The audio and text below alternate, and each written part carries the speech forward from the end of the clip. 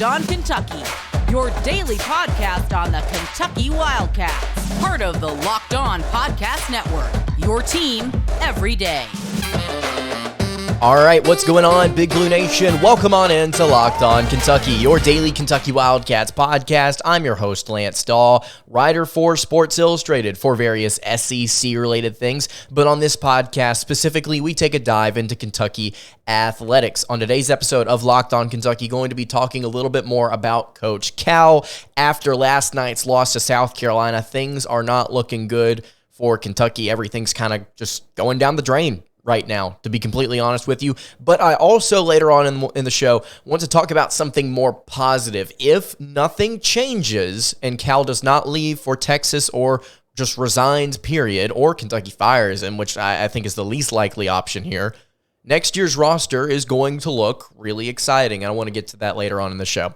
Thank you so much for making Locked On Kentucky your first listen every single day. I want to remind everybody out there that we are free and available on all platforms. And ladies and gentlemen, we did it. We hit 3,000 subscribers on YouTube. I really appreciate everybody out there that listens to the show. If you're new to the channel, please make sure to let me know what's going on in your mind with Cal, what's going on with the program, what you think is going on with Kentucky basketball, football. If you have any questions, I'm more than willing to walk through an entire segment answering that at some point in the future. If you're listening on podcast, by the way, at Locked On UK on Twitter, you can send me any sort of question you want over there as well. Let's go ahead and get into it. My opinion after that loss to South Carolina on Coach Cal is pretty simple, and I think a lot of people would agree with it. He's done nothing to win over the fan base outside of next year's recruiting class. Now, we're going to get to the recruiting class later on in the show, but I wanted to start here with the now. Obviously, Kentucky now 10-6, 1-3 in the SEC. They started 9-3 in their non-con slate. And what have we been talking about, not just this summer, but during these non-con games as the SEC schedule has started to get closer and closer and closer? We've used one word, specifically dogfight, quite a bit over the past couple of weeks. And then that Missouri game came. We had highlighted that game 3 weeks prior, and I said if Cal does not get this team out of the slump that they're in, if he does not actually prove that they can go on the road and win a competitive game against a team that's actually worth a rip, this is going to be a problem. And it ended up being a problem, as we all saw. Kentucky got blown out of the water.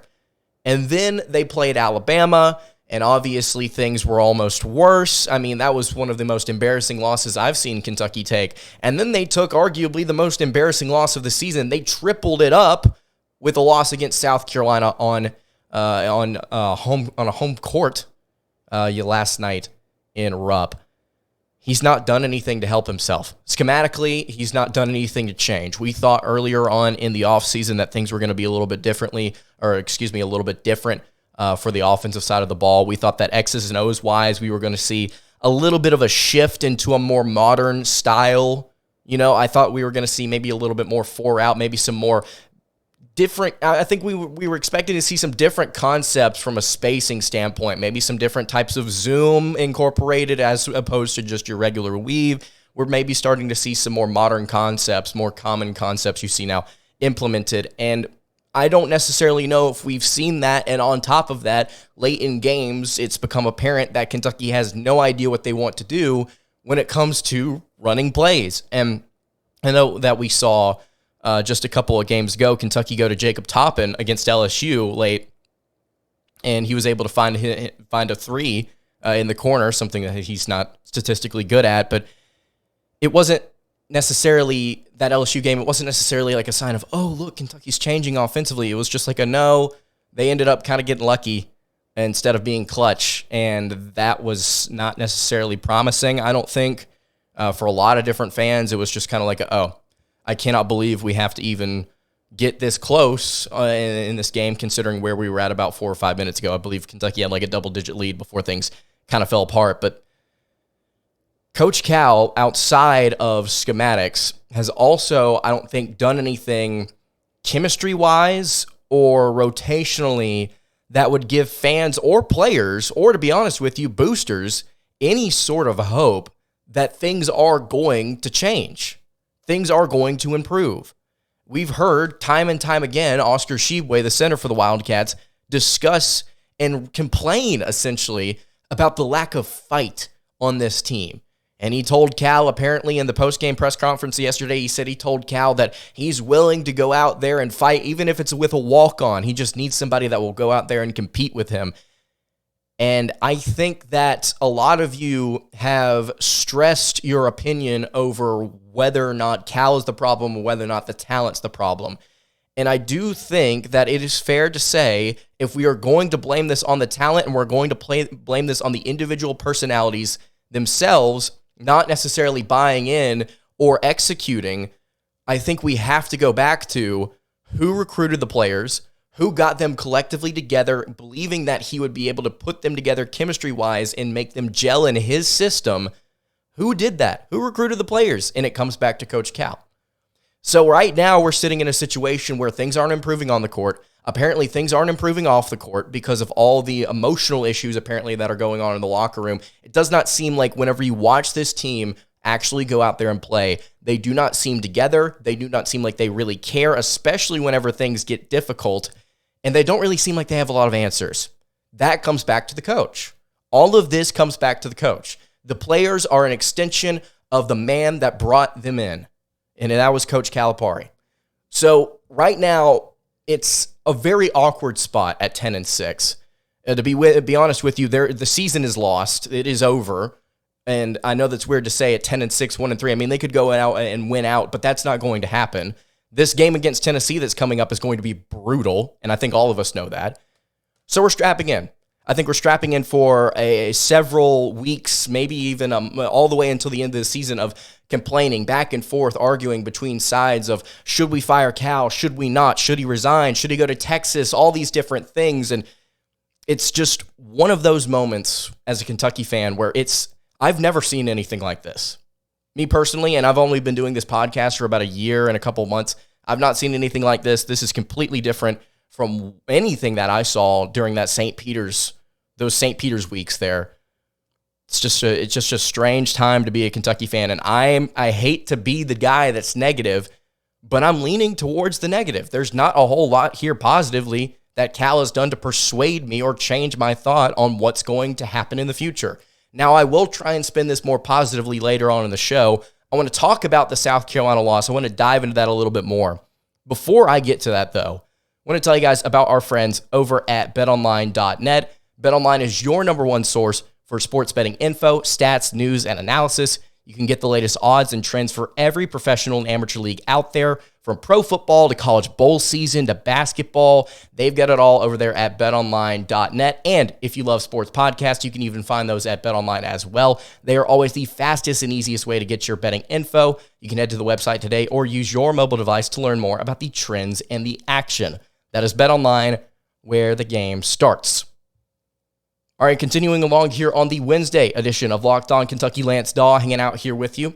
Arguably the most disappointing loss of the season so far, and there are 6 of them to choose from. I think this is arguably the most upsetting, and it was an upset of epic proportions. South Carolina 71, Kentucky 68. The Gamecocks come in with their first-year head coach, Lamont Paris, and they knock off John Calipari's squad. I believe Kentucky had a 28-game home winning streak heading into this one. That was obviously snapped.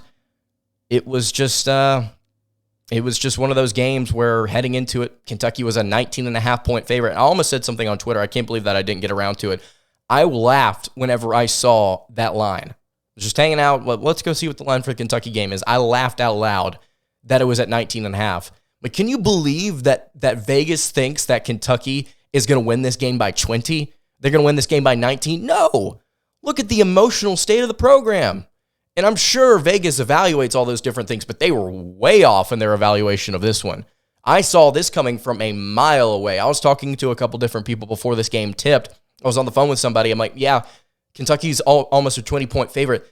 I would be more shocked if that happened as opposed to the upset. If they won by 20, I'd be more shocked at that as opposed to South Carolina winning. I don't see a world where South Carolina doesn't come in. One of the worst teams in the SEC, arguably the second worst. They didn't have a conference win. Arguably the second worst team in the SEC. I would not be shocked if they came in and just kind of took over early. And you know what happened? That's exactly what happened. South Carolina, and it was partially for a lack of defensive effort. It was also partially for a lack of, or for the fact that, South Carolina just came in hot. They were just mentally better, in a better state of mind heading into this one. They came out firing. I mean, they went ballistic from three. They finished 11 of 20 on the game. That's 55%. Kentucky only took 10 threes in this game. I think obviously Coach Cal, who apparently doesn't know how to get his team out of a slump offensively by creating new looks for different players, he just said, stop taking threes. We're going to go inside, stop taking them. Kentucky ended up shooting 50% for the game. They shot 29 of 57 from the floor, and they ended up shooting 7 of 14 from the foul line, and that'll cost you a game right there. Ladies and gentlemen, that'll cost you a game. And you say, well, the players are taking the free throws. That's not Cal's fault. Again, let's go back to it. First of all, who coaches them?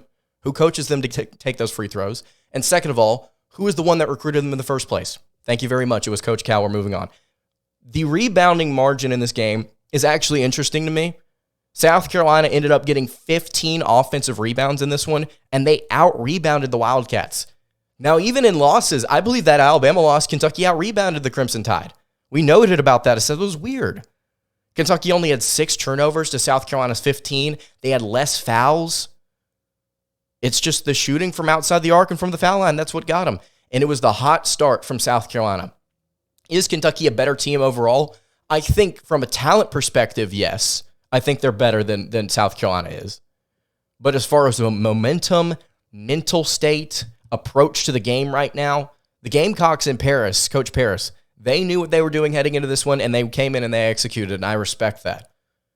Meechie Johnson, who averages 13 a game for them, came in and poured 26 points into this victory. He was 9 of 16 from the floor. He was 6 of 10 from 3, had 6 rebounds, 6 assists.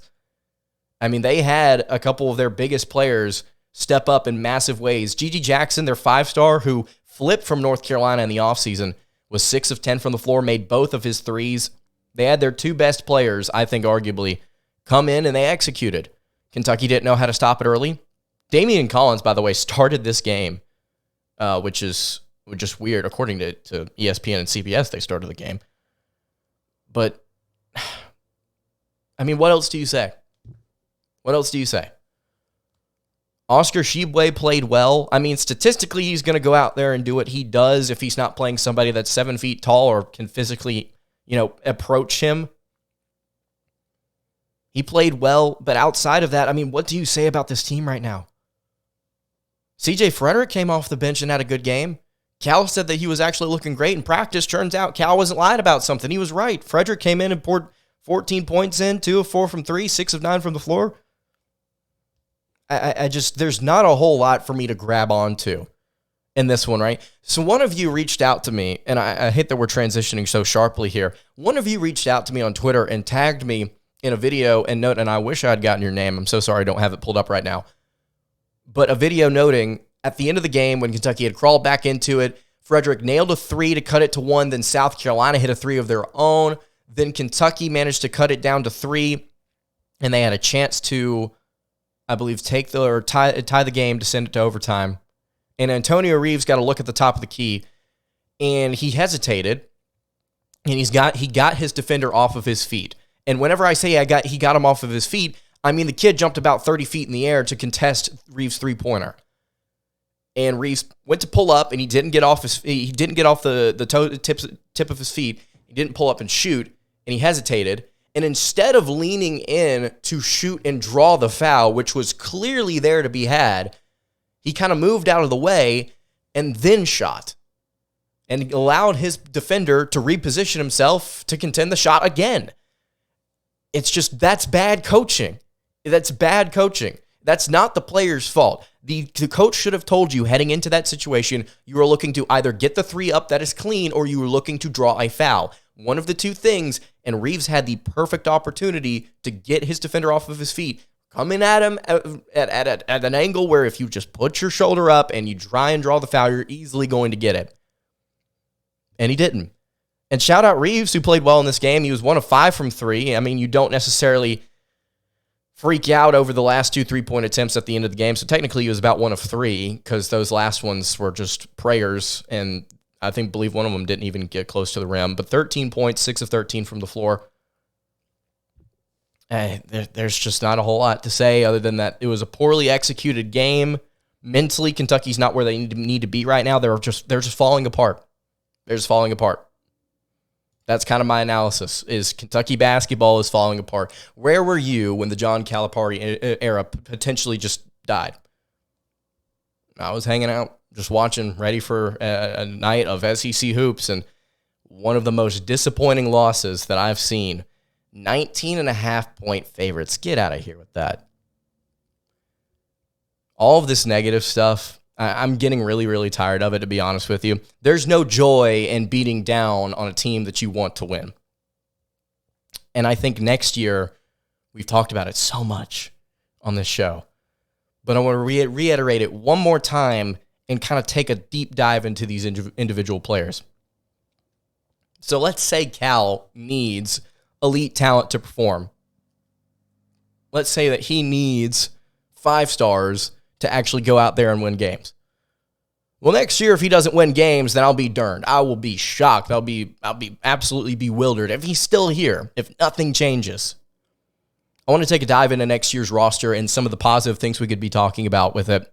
Before I do that, though, I just want to remind you guys to subscribe to the show. We hit 3K. I'm very, very excited about it. And if you're watching right now and you are interested in kind of sticking along here as we move through the rest of the season, I would absolutely love it if you subbed. We're going to be having different breakdowns of different games coming up. We're going to be talking about, okay, if Cal is considering leaving, who are some potential candidates that we could be looking at? To be honest with you, there's not a ton of names out there, but we're going to take a look at some. We're not going to be all negative here. So if you want to stick around and join the ride, I would really appreciate it if you've subscribed. And if you're watching on podcast, please go follow us on Twitter at LockedOnUK. And listen, if you just like to listen on the podcast, go over to YouTube and sub anyway. We're trying to get those numbers up. 5K is where I want to be before the end of basketball season, and we are trucking along, getting closer and closer to that. So again, thank you so much for listening, and please subscribe to the show. All right, wrapping up the Wednesday edition of Locked On Kentucky. Lance Dawe hanging out here with you. So the roster talent, I think next year, if we're complaining about talent, and we're saying it's not on the coach, even though he recruits the talent, it's the talent itself. Okay, let's say hypothetically then that is the case, and we need that talent. Next year, I want to kind of take a dive into what this rotation could look like if nothing changes. If players don't decommit because they're afraid of the direction of the program, or they get better NIL offers, or John Calipari leaves for Texas, or he just resigns, whatever the case may be, if nothing changes, you're going to have Rob Dillingham, one of the most electric high school players in the country right now, starting at point guard. And if you want to sit here and complain about the lack of 5 stars on Kentucky's roster, he's a 5-star freshman, 1, 2, 3, 4, 5, one of the best in the country, probably the best point guard in the country, maybe the best player in the class, depending on where you look or who you talk to. He's a shot creator. He's excellent with the ball in his hands. He's quick. He's energetic. He's got a really nice confidence about him. You talk about players that lack confidence right now for Kentucky. He is the complete opposite of what Kentucky has on parts of their roster right now. He's a great addition. Very excited to see what he does in Cal's system next year, because what Cal's system relies on is it relies on young talent that can score and create in isolation. We've talked about that so many times on this show. It's important to have individual one-on-one ISO matchups in Cal's system where the player can consistently beat his man and score. The reason that Cal's system is so simple is because he is continuing to bring in young talent that takes time to adjust to the game. So if you're consistently going to have younger players in your system, both offensively and defensively, then why would you not kind of simplify things down, not run this grand X's and O's, Princeton-style offense where you've got all these different things going on? Why wouldn't you just break some things down individually, focus on what these players do well, get them chemistry-wise to gel together, and then rock with a simple system? That's probably, honestly, why Cal sticks with man-to-man. You've got your man, individual matchups on the other side of the floor.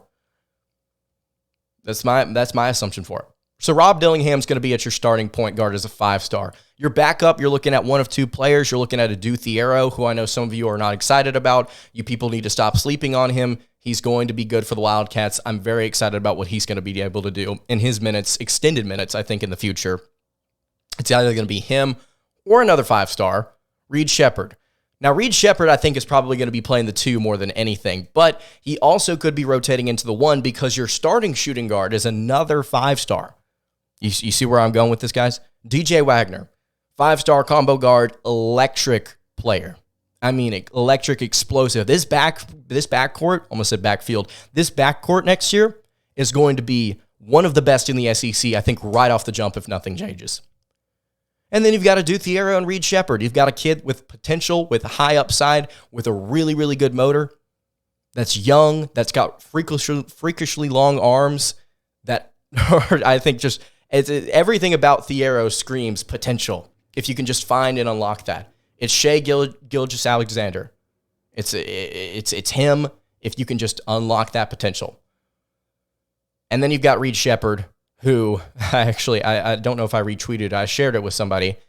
He was going up against, I believe it's Tyler Perry, don't remember his name, but it was a back and forth high school game. And Reed Sheppard, who is about 6'3", 190, 180, it's late in the game. It's like a 1-point game or something like that. And Reed Sheppard, with less than a minute left, pulls up for 3 on his man. He misses it. And as he shoots it behind the 3-point line, he immediately goes to attack the rim. And as it comes off the backboard, as it comes off the back of the rim and he misses, he grabs it and dunks it. It's not often that you see that out of 6'3" combo guards. So you've got, I think, again, to go back to the word one more time, explosive is the best word to use for what Kentucky could be looking at next season. And then you've got Justin Edwards at your 3 spot. Oh yeah, he's a 5-star, by the way. So we got 1, 2, 3, 4, 5 stars. Oh, also CJ Frederick, a note here. He's a redshirt senior, so technically he could come back for one more season. I don't know if he's going to. I don't know if he's going to transfer. To be honest with you, if I was sitting behind Dillingham, Thiero, Wagner, and Sheppard, I'd probably leave. He's also just recently gotten engaged, so there could be something there where he could be deciding to just move on from basketball completely. But if he spots into this rotation, I mean, there's just another excellent shooter in your depth. But Justin Edwards at your 3, you're probably going to want a transfer 3, and you're definitely going to want a transfer 4. Kentucky is bleeding at that spot right now, and now that Jacob Toppin's going to be graduating, your best option is Damian Collins, another 5-star. Don't know what he's going to do, but you need a transfer 4. You need a power forward to come in and be that guy for you. And then your center spot, I mean, I don't think it could be better in the front court. You've got Aaron Bradshaw, 5-star. You've got Onyenso, 5-star. Well, 4-star at a couple different spots, but 5-star. And then you've got Lance Ware. If he does not decide to leave, he could also play at power forward a little bit. He's a 5-star, former 5-star. So it's a talented roster. It's a loaded roster. In that shooting backcourt of DJ Wagner and Rob Dillingham and Reed Sheppard, I mean, it's going to be, I think, ridiculous. If nothing changes, this team should be just insane next year. I hope so. Very excited about the possibility of next season. I hate 16 games into the year, halfway through the year, we're already talking about it, but that's kind of where we're at. With John Calipari. There's not a whole lot else going on right now that leads us to believe that much is going to be accomplished this season. Probably not going to make the NCAA tournament, just to be completely honest. It's not going to happen, I don't think. So looking ahead to next year, I think a lot of things will quickly get better if we'll just stick around and be a little patient. And that is if Cal stays. So that's going to do it for today's episode of Locked On Kentucky. Hey, you can follow the show on Twitter at LockedOnUK. You can follow me on Twitter at LanceDahl_, and you can follow the show over on Instagram. That is at Kentucky Podcast. Any questions, comments, concerns?